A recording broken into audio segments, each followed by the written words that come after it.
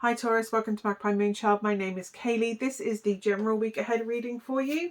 Let's see what we've got for you. All the housekeeping stuff is down below, like decks that I use or how to book a personal reading. The subscription button's down there if you want to subscribe. Let's see what we've got coming in for you this week, Taurus. Let's see what we've got. 8 of Swords. Wow. Things might not be flowing as easily as you hope they are. Stop punishing yourself. There's only so much you can control. Sometimes things are out of your control. Just because something's not happening and you can't control them doesn't mean that there's some deficit in you that stops that happening. Things are out of our control sometimes, but you can't punish yourself for something you can't control, is really what I'm getting. The only thing you can control is your reaction to it. And managing the things that you can control, the aspects that you can control. There are elements that we can't command, but you can at least control the aspects that you can and be prepared for any outcome that, if it doesn't go the way you want this outcome to go, it feels really stressful. It really does feel stressful, and it's almost like you're beating yourself for the bush because somebody else hasn't done their job or something.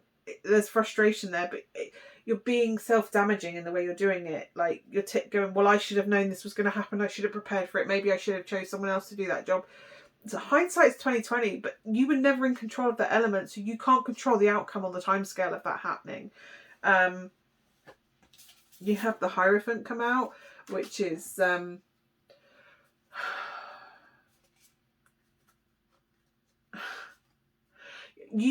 there's an element of this that you can't control. There is somebody that has higher learning or higher experience, or there's some level of authority to the person that you've let it go to. This may be a solicitor, a tradesperson, a teacher. I don't know. The person that you has to do that job. It's not even like a job you can do yourself. You have to give up to this person doing their job. I know you think you can do their job better, but I don't think you can. You could do their job better. You have no idea because you're not in their field. You don't have their experience. You have no idea really. I mean, you have a perception of what their job entails and what they do all day, but I don't think you know the ins and outs, the minutiae of it. So you're never going to fully know the experience unless you do actually do that job. In which case, by all means, go and train and do their job, do it better for them. But what I'm saying is you can't control this aspect of them. So if this is like a solicitor needing to do their job, there's a process they have to go through. That doesn't mean that they're not acting on your behalf. They're not doing what they should be doing. It just means they're not doing it in your perceived timescale that you find acceptable. That doesn't mean it's not within the standard timescale of things. It's like you want something to move quicker, but because you need it done to tick a box in you, it's being damaging to you mentally. It's kind of acknowledging that there is a bigger picture out there. And you have this ideal pathway of how things can happen, right? You've got this plan in your head, like a strategy, or this will happen, and then this will happen, and then this will happen, and then this can happen, and this can happen, this can happen. That plan doesn't necessarily factor in other people's timescales and workloads. That doesn't come into account.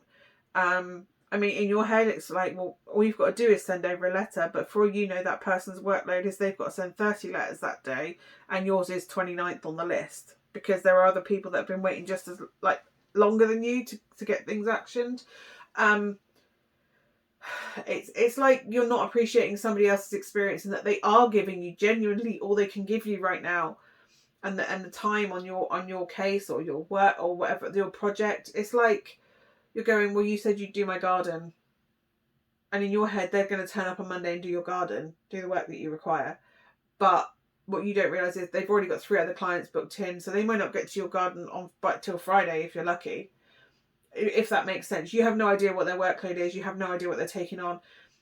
Don't get me wrong, maybe they should have given you a timescale that was realistic, going, well, I can't fit you in till Friday. But you may be at the phase where you're going, okay, I'd like to employ you as a gardener. And they go, that's great. This is my fees. You go there, that's great. Thank you. I'd love you to be my gardener. I love your work so far. And then you're going, why aren't they at my house? Well, that's because you're on step 2. You've not booked them. You've not paid them to come and do the job. It really feels, but it's like the frustrations. You're like, nothing's going right for me. You can't control this aspect. Maybe what you need to do is go, okay, this is what's going on. What's a realistic timescale? Like, I think you're going for like best case timescale. You said it would be 6 weeks, and they're going, no, I said it would be 6 to 10 weeks, and we're at week 7, or we're at week 6.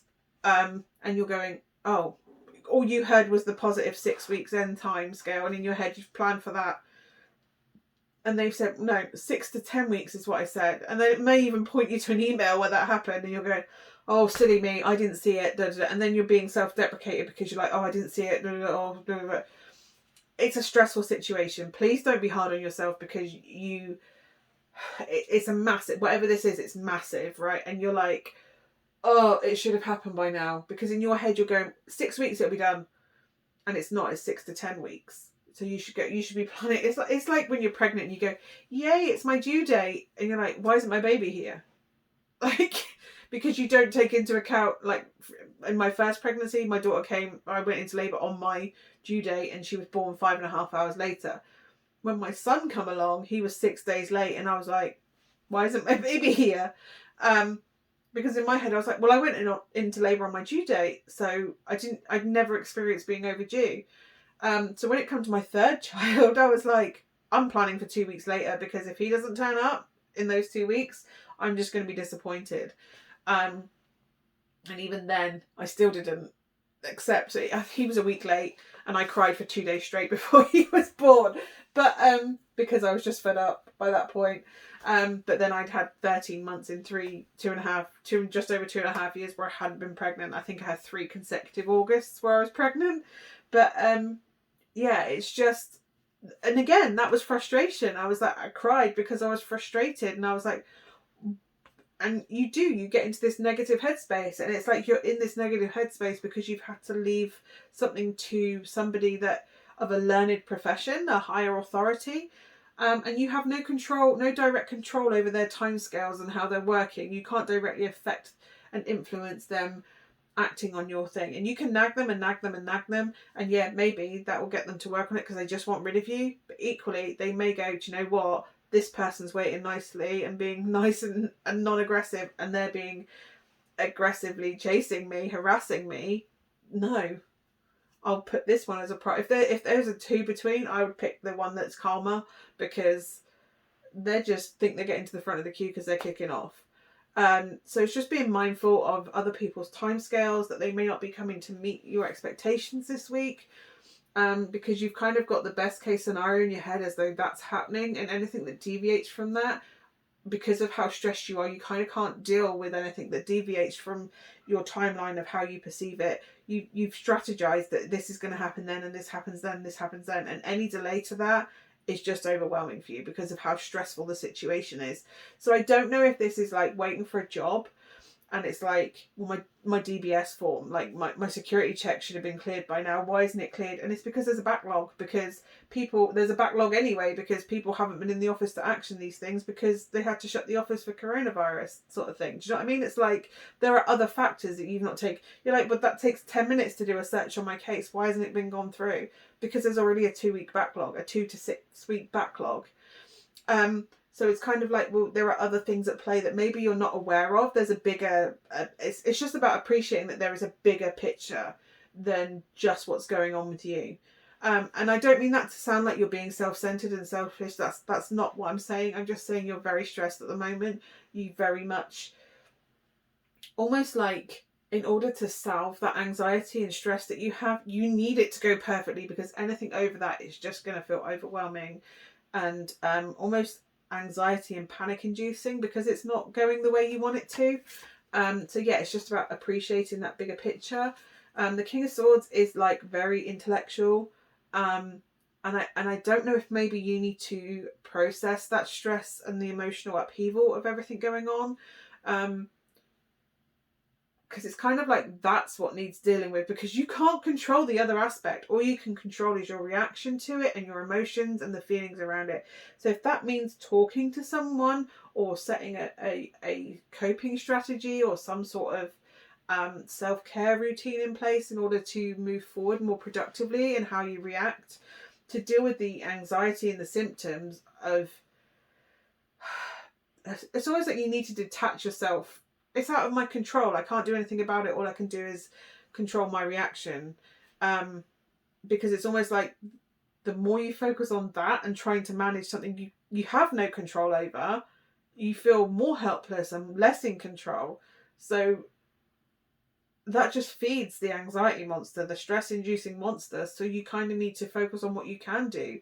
So deal with reducing the stress in the household, like in your day-to-day, that isn't to do with this. If your day-to-day is feeling like doing the shopping is overwhelming, get an online shop delivered. So you don't have to go out and face the stress of a supermarket in the middle of a pandemic where you've got a mask on and you've got the kids screaming in your ear. Get the shop delivered. Do you know what I mean? Like, reduce the stress in the things you can control.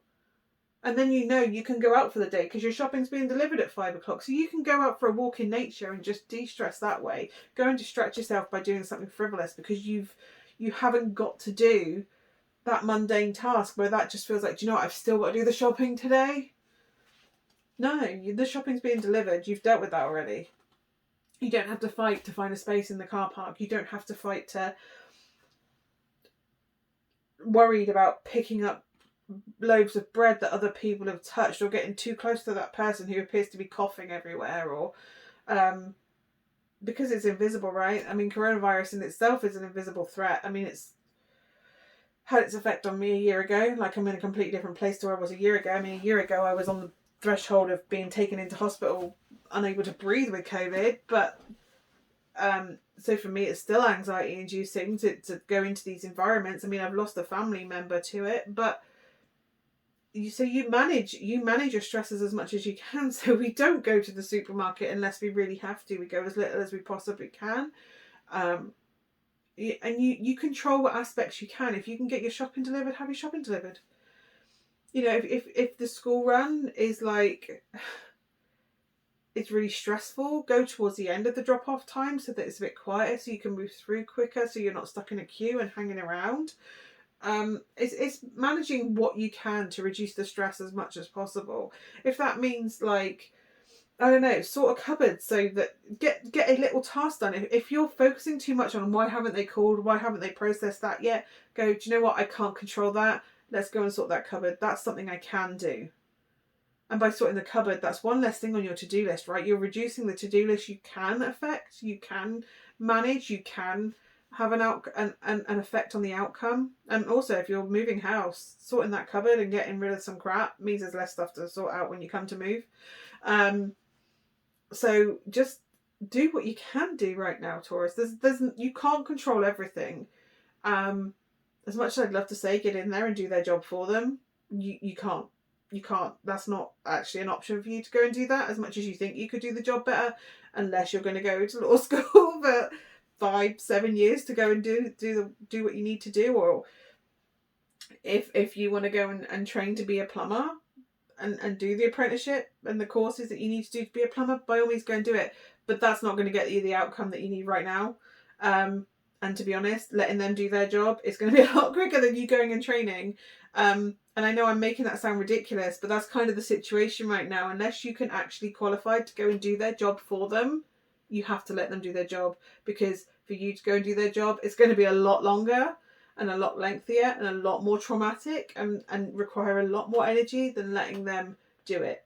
Because waiting an extra 4 weeks is a lot quicker than you going to law school and becoming a solicitor or whatever in order to move things along with that, or for you to go and get a job in a bank and do the training and move things around or whatever.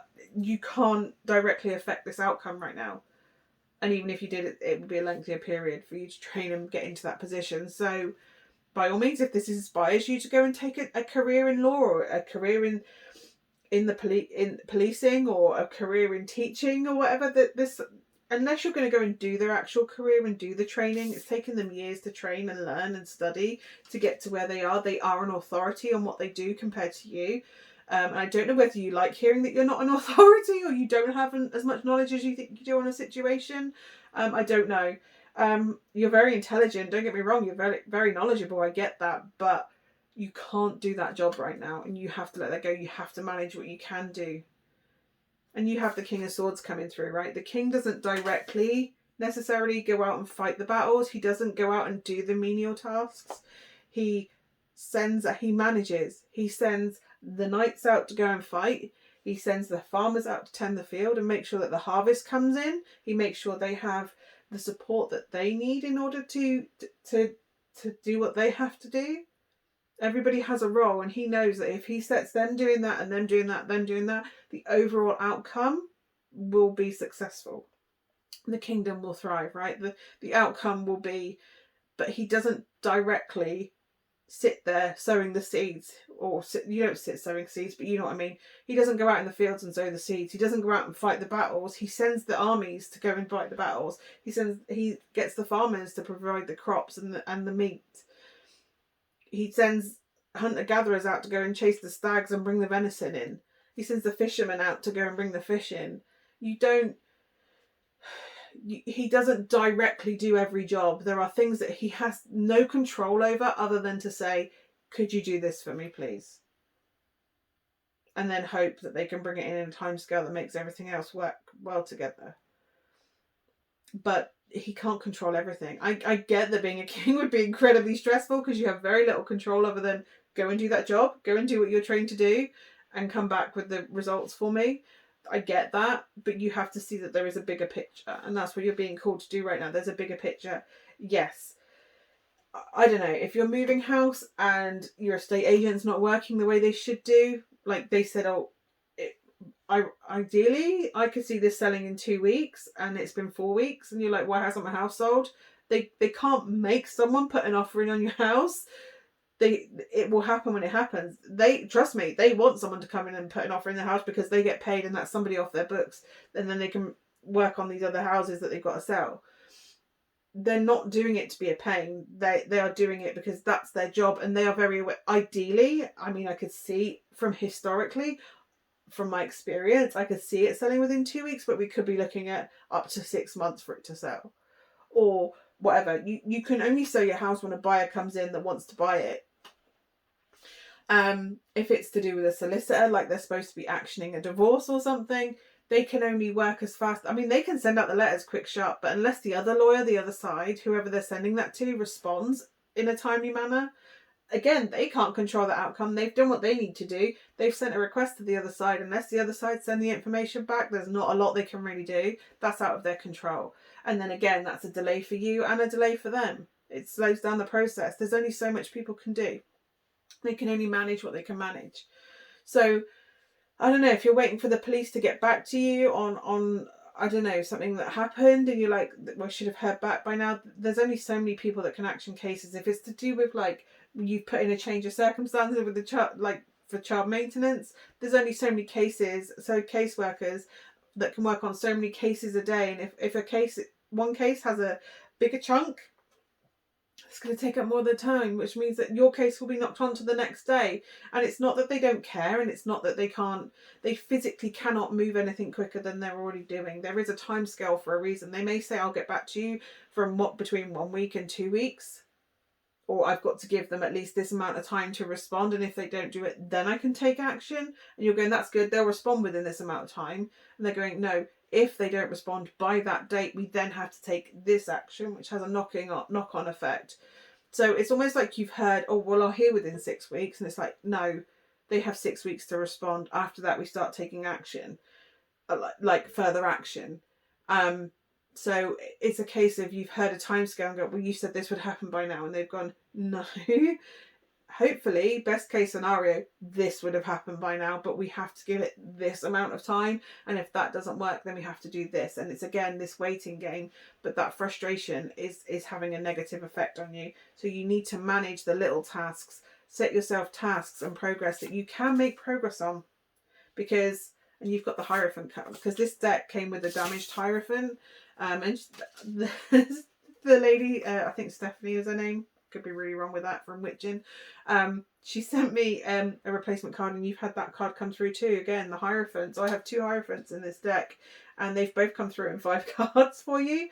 So yeah, it's about allowing people to do the job they're trained to do.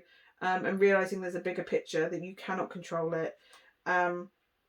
By all means, keep open communication going, like, hey, just checking in, just seeing what progress there is. By all means, do that, but don't do that 20 times a day and start chasing them up. If you haven't heard from them for a couple of days, go, hey, is there any progress on this? Just looking for an update, sort of to keep us in the loop.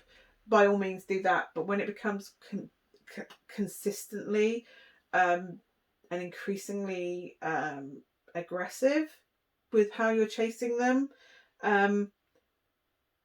it's being mindful of how you're wording things, being mindful of how it's being received the other side, because you think, when you go, I'm just checking in to see how things are. It's like that joke on Mock the Week somebody did. They went, it's like when women call up, they ring and they leave a message, and if they haven't heard back within a few days, they go, hey babe, just ring to see how you are, just check you're still alive. It's that kind of like energy, like like I'm saying it as a joke, but really I'm making a point. You've not responded to me, I'm not getting what I want from you, so I'm being passive aggressive. And it's kind of that energy. Don't be passive aggressive, trying to get what you want, be open. I kind of feel like you're going to try and be a bit like sneaky and tenacious, and like you're trying things to try and make it happen as quick as possible, like trying to get yourself to the front of the queue.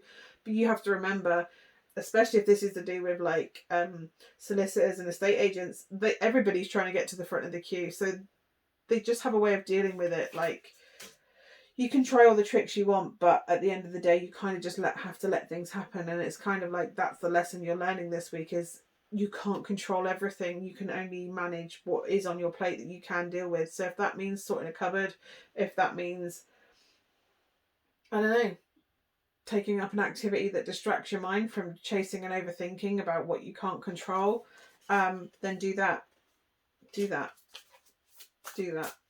But yeah, you're coming across defensive, passive aggressive, trying to micromanage people, and you're implying that people aren't doing their jobs when they're already doing their job, and they're already trying their best to help you and serve what you need. Yeah, it's just being mindful that they have experience, and listening very clearly to timescales, and not just hearing the shortest timescale, the most ideal situation, and thinking that it's going to happen in that way. You have to have what's the word I'm looking for? A margin of error, like that you have to go to the longest timescale in your expectations, and if they're not meeting it, then absolutely go, mate, you've not met your timescale. It's time to take the next action. But yeah, prepare for the longest. I mean, be hopeful that it moves quickly. Be hopeful that everything goes smoothly. By all means, be hopeful. But you have to hope for the best and prepare for the worst. Because if you're going, it's going to happen in 6 weeks, and they've said 6 to 10 weeks, and you're going, it's 6 weeks. The disappointment you're going to feel at 6 weeks is going to be awful, catastrophic, and destructive, possibly, because you're expecting too much. It's almost like a win or lose. Like, you're like, it's now or never kind of energy. Like, but you said it would happen by now. No, this was best case scenario. But yeah, that's kind of what I'm getting for you this week, Taurus. It's a waiting game. It's allowing people to do what they've got to do, and leave a bit of leeway on timescales. Like, I would say, prepare for it to be delayed or something to crop up. The person that's working on it is trying their best to get it moving as quick as possible, but there's only so much they can do. There's only so much you can do. So it's being mindful of that, and trying to keep more upbeat and negative. The more you focus on it not happening, the bigger it becomes, and the bigger, more negative it just feeds. Negativity just spirals from there. I hope that is of some use to you, Taurus. Yeah, hopefully I will see you again next week. Bye for now.